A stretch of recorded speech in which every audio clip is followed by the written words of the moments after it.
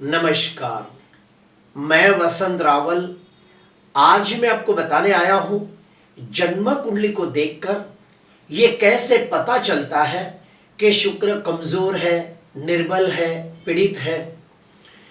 उसके बाद मैं आपको बताऊंगा कि जब शुक्र कमजोर होता है तो उसके लक्षण क्या होते हैं, उसका फलादेश क्या होता है, और आखिरी में मैं आपको बताऊंगा कि जन्म कुंडली के अंदर जब शुक्र कमजोर होता हो तो उसके लिए कौन से सरल और सटीक उपाय करने चाहिए। सबसे पहले हम लोग जानेंगे कि शुक्र कमजोर है ये कैसे पता चलता है। तो आइए देखते हैं। आपके सामने 4 कुंडलियां बनाकर रखी है जिसके माध्यम से मैं आपको बताऊंगा कि शुक्र कमजोर है, निर्बल है, पीड़ित है, ये कैसे जाना जाता है।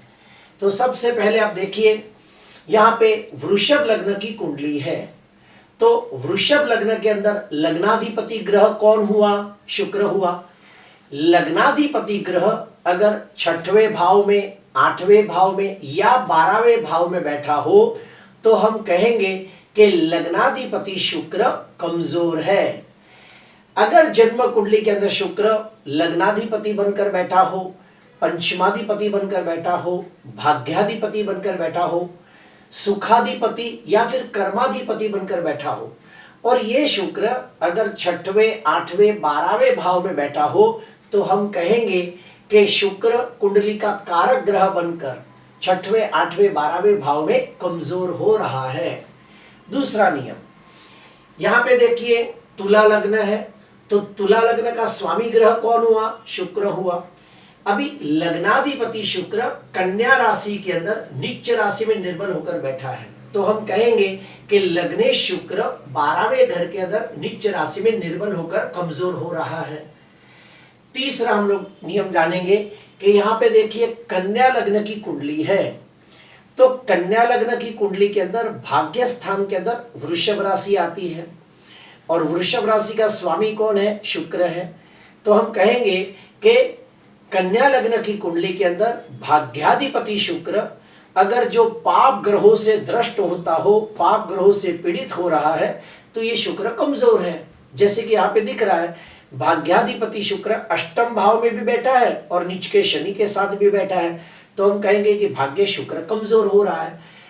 इसके अलावा भी और बहुत सारी चीजें हैं, जैसे कि शुक्र अस्त का होता हो तो, शुक्र मृत अवस्था में हो तो, शुक्र पाप कर्तरी में हो तो, शुक्र षडबल में कमजोर होता हो तो, ये सब देखना होता है। जैसे कि एग्जाम्पल यहाँ पे देखिए, नवमांश कुंडली के अंदर मिथुन लग्न है और 5वें भाव के अंदर तुला राशि आ रही है तो पंचमाधिपति शुक्र शनि और राहु 2 पाप ग्रहों के बीच में है तो हम कहेंगे कि पंचमाधिपति शुक्र पाप कर्तरी योग में पीड़ित हो रहा है।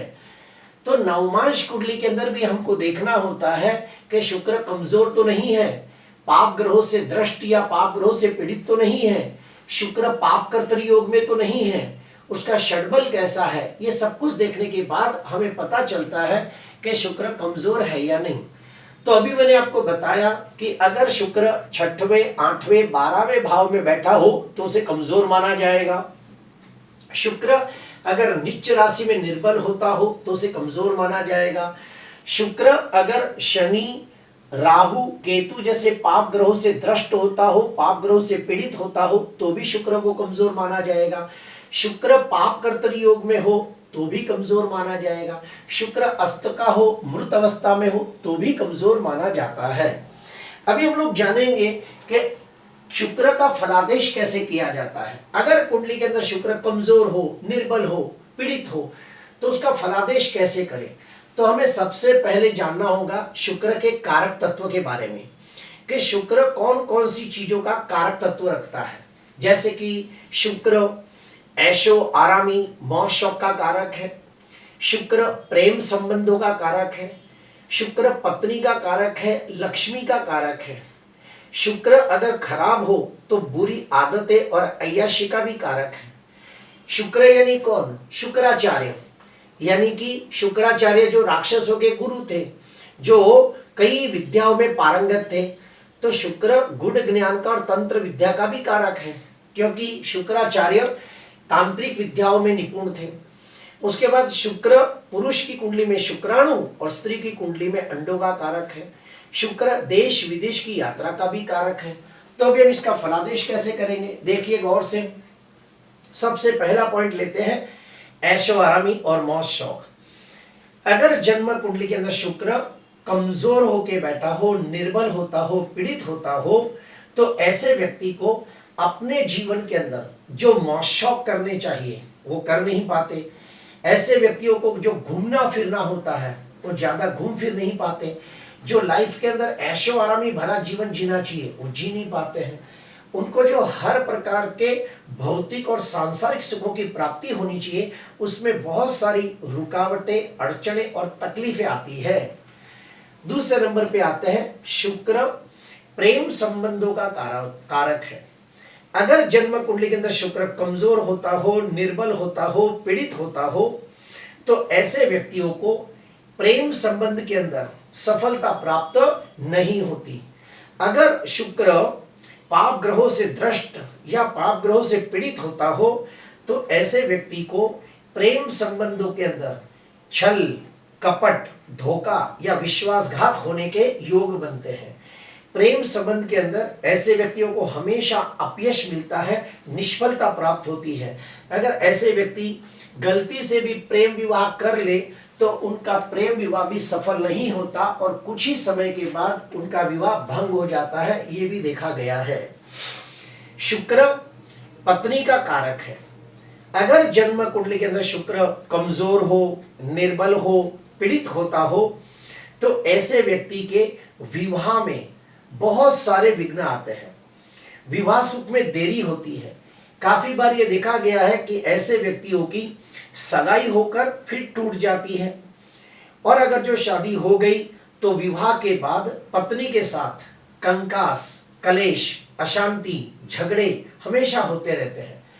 अगर शुक्र कमजोर हो और शनि, राहु, केतु जैसे पाप ग्रहों से द्रष्ट या पाप ग्रहों से पीड़ित होता हो तो ऐसे व्यक्तियों को प्रेम संबंधों में विच्छेद होता है, या फिर अगर ऐसा व्यक्ति विवाह कर लेता है तो पत्नी के साथ हमेशा लड़ाई झगड़े होने के कारण आखिरकार विवाह भंग हो जाता है, डिवोर्स हो जाता है। ऐसे व्यक्ति के जीवन में एक से अधिक बार प्रेम होता है, लेकिन पूरी जिंदगी उनको कहीं ना कहीं प्रेम में असंतोष रहता है और उन्हें प्रेम में धोखा या विश्वासघात होता है, या फिर उसको पत्नी से जो जातीय सुख का आनंद लेना चाहिए या फिर जो उनके जातीय संबंध होते हैं उनमें असंतोष की भावना रहती है। शुक्र लक्ष्मी का भी कारक है। अगर जन्म कुंडली के अंदर शुक्र निर्बल होता हो, कमजोर होता हो, पीड़ित होता हो तो ऐसे व्यक्ति को लक्ष्मी की प्राप्ति में बहुत सारी अड़चनें, तकलीफें और रुकावटें आती हैं। ऐसे व्यक्ति को बहुत मेहनत करने के बावजूद वो उन्नति, प्रगति, विकास प्राप्त नहीं होता जिसके वो हकदार होते हैं। ऐसे व्यक्ति चाहकर भी धन की बचत नहीं कर पाते और हमेशा आर्थिक संघर्षों में अपना जीवन व्यतीत करते हैं। अगर शुक्र कुंडली के अंदर कमजोर होता हो, निर्बल होता हो तो वो बुरी आदतें और अय्याशी में भी डाल देता है। अगर जन्म कुंडली के अंदर शुक्र कमजोर हो, निर्बल हो, पीड़ित हो तो ऐसे व्यक्तियों को बुरी आदतें आसानी से लग जाती है, जैसे कि बीड़ी, सिगरेट, तंबाकू, गुटखा, दारू, चरस, गांजा, अफीम जैसी बुरी आदतें आसानी से लग जाती है। और अगर एक बात कोई बुरी आदत लग गई तो आसानी से छूटती भी नहीं। अगर कुंडली के अंदर शुक्र नीच का हो, 6वें, 8वें, 12वें भाव में बैठा हो, शनि, राहु, केतु जैसे पाप ग्रहों से द्रष्ट या पाप ग्रहों से पीड़ित होता हो तो ऐसे व्यक्तियों को अपनी बुरी आदतों के वजह से अपना पूरा जीवन आर्थिक संघर्षों में निकालना पड़ता है। धन हानि, मान हानि के भी योग बनते हैं और कभी कभी स्त्री के वजह से कायदा, कानून, कोर्ट कचहरी के चक्कर भी काटने पड़ते हैं। जैसे कि मैंने आपको पहले ही कहा, शुक्र यानी शुक्राचार्य। शुक्राचार्य जो राक्षसों के गुरु थे, कई विद्याओं में निपुण थे, तंत्र विद्या के जानकार थे।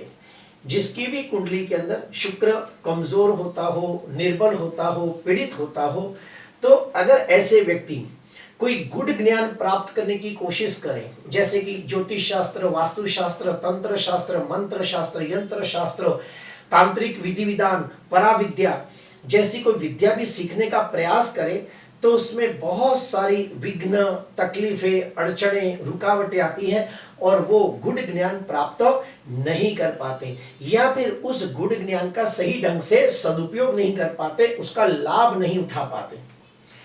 शुक्र पुरुषों की कुंडली के अंदर शुक्राणु का काम करता है, स्त्रियों की कुंडली में अंडों का कारक तत्व माना गया है। अगर जन्म कुंडली के अंदर शुक्र कमजोर होता हो, निर्बल होता हो, पीड़ित होता हो, तो ऐसे व्यक्तियों की कुंडली में जो प्रजनन शक्ति होती है वो कमजोर होती है। अगर पुरुष की कुंडली में शुक्र कमजोर हो तो उसके शुक्राणु कमजोर होते हैं। अगर स्त्री की कुंडली में शुक्र कमजोर हो तो उसके अंडे कमजोर होते हैं। तो जब भी कुंडली मिलाप करते हैं, विवाह के लिए जब कुंडली मिलान करते हैं, तो दोनों की कुंडली के अंदर, लड़का और लड़की दोनों की कुंडली के अंदर शुक्र की स्थिति को देखना बहुत आवश्यक होता है। अगर दोनों की कुंडली में शुक्र अगर मृत अवस्था में हो, शुक्र नीच राशि में निर्बल हो और पंचम भाव भी कमजोर होता हो, तो उन लोगों को शादी के बाद जो बच्चों का सुख प्राप्त होना चाहिए वो नहीं होता। इसलिए कुंडली मिलान के समय पति पत्नी दोनों की कुंडली में शुक्र की स्थिति को देखना बहुत आवश्यक है। शुक्र देश विदेश की यात्रा का भी कारक है। अगर शुक्र कुंडली में कमजोर होता हो, निर्बल होता हो, पीड़ित होता हो, तो ऐसे व्यक्तियों को देश विदेश की यात्रा में बहुत सारी दिक्कतें, अड़चने, रुकावटें और तकलीफें आती है। यात्रा के दरमियान आकस्मिक दुर्घटना घटने के योग बनते हैं। फलस्वरूप जो विदेश की यात्रा का जो उन्हें सुख प्राप्त होना चाहिए, आनंद प्राप्त होना चाहिए, लाभ प्राप्त होना चाहिए, वो ठीक से होता नहीं। अभी हम लोग और एक स्टेप अंदर जाएंगे। हम लोग ये जानेंगे कि कौन से लग्न वालों के लिए शुक्र कारक होता है, कौन से लग्न वालों के लिए शुक्र मारक होता है और कौन से लग्न वालों के लिए शुक्र समभाव होता है। तो जिनकी भी कुंडली के अंदर वृषभ लग्न हो, ध्यान से सुनना, जिनकी भी कुंडली के अंदर वृषभ लग्न हो, मिथुन लग्न हो, कन्या लग्न हो, तुला लग्न हो, मकर लग्न हो और कुंभ लग्न हो, तो ये 6 लग्न वालों के लिए शुक्र कुंडली का कारक ग्रह, योग कारक ग्रह, राजयोग कारक ग्रह माना गया है। फिर से कहूंगा, वृषभ, मिथुन, कन्या, तुला, मकर, कुंभ, इन लग्न वालों के लिए शुक्र कुंडली का कारक ग्रह, योग कारक ग्रह, राजयोग कारक ग्रह माना गया है। ठीक उसके अपोजिट जाते हैं कि मेष लग्न, वृश्चिक लग्न, धनु लग्न, ये तीनों लग्न के लिए शुक्र को प्रबल मारक ग्रह माना गया है। और सम, कर्क लग्न और सिंह लग्न, ये कुंडलियों के अंदर शुक्र को सम माना गया है। उसकी प्लेसमेंट के हिसाब से उसका फलादेश किया जाता है। अगर कुंडली के अंदर शुक्र कुंडली का कारक ग्रह बनकर, ध्यान से सुनना, अगर शुक्र कुंडली का कारक ग्रह बनकर अगर नीच राशि में निर्बल हो, 6वें, 8वें, 12वें भाव में बैठा हो, पाप ग्रहों से दृष्ट या पाप ग्रहों से पीड़ित होता हो, तो उसके लिए कौन से उपाय करने चाहिए? तो पहला उपाय, ओम ह्रीम शुक्राय नमः, ओम ह्रीम शुक्राय नमः, ओम ह्रीम शुक्राय नमः, ये मंत्र का रोज 108 बार जाप करना चाहिए।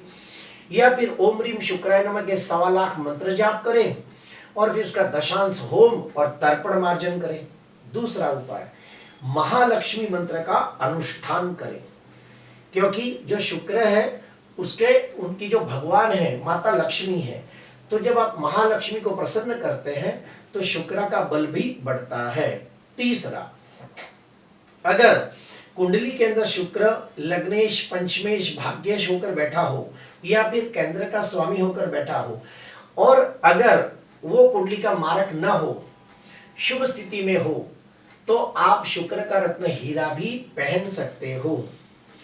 अगर पुरुष की कुंडली के अंदर, अगर पुरुष की कुंडली के अंदर शुक्र पीड़ित होता हो, तो ऐसे व्यक्ति को अपनी पत्नी का मान, सम्मान, आदर करना चाहिए और उसकी हर छोटी मोटी इच्छा पूरी करनी चाहिए, तो शुक्र प्रसन्न होता है।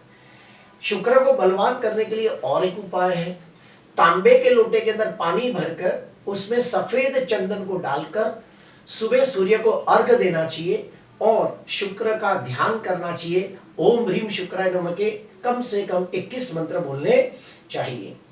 शुक्रवार के दिन आप लोग सफेद कपड़े पहन सकते हो और हो सके तो शुक्र को प्रसन्न करने के लिए आप कोई भी ज्ञानवर्धक किताबें भी पढ़ सकते हो, तो भी शुक्र प्रसन्न होता है, ये भी देखा गया है।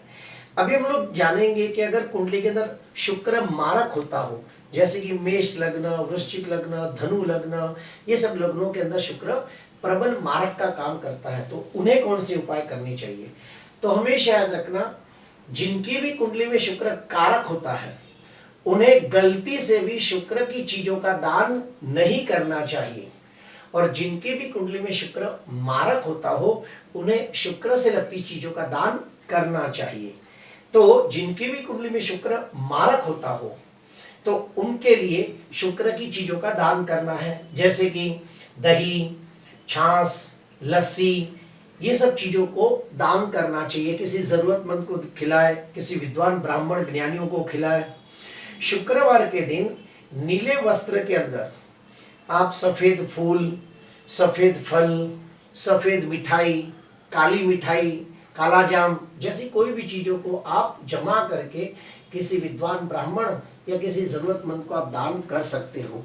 किसी छोटी गरीब लड़की, कोई गरीब घर की लड़की हो और उसकी शादी होती हो तो आप उसे आर्थिक सहायता कर सकते हैं, स्वर्ण दान कर सकते हैं, कन्यादान कर सकते हैं, तो भी शुक्र का बल बढ़ता है। प्रिय दर्शकों, आज मैंने आपको बताने की कोशिश की कि अगर जन्म कुंडली के अंदर शुक्र कारक ग्रह बनकर बैठा हो तो उसके कौन से उपाय करने चाहिए, शुक्र मारक होता हो तो क्या करना चाहिए। और एक उपाय कर सकते हैं, जिनकी भी कुंडली में शुक्र मारक होता हो वो लोग शुक्रवार के दिन किसी कर्मकांडी विद्वान ब्राह्मण को घर पे बुलाकर शुक्र ग्रह की शांति पूजा भी कर सकते हैं।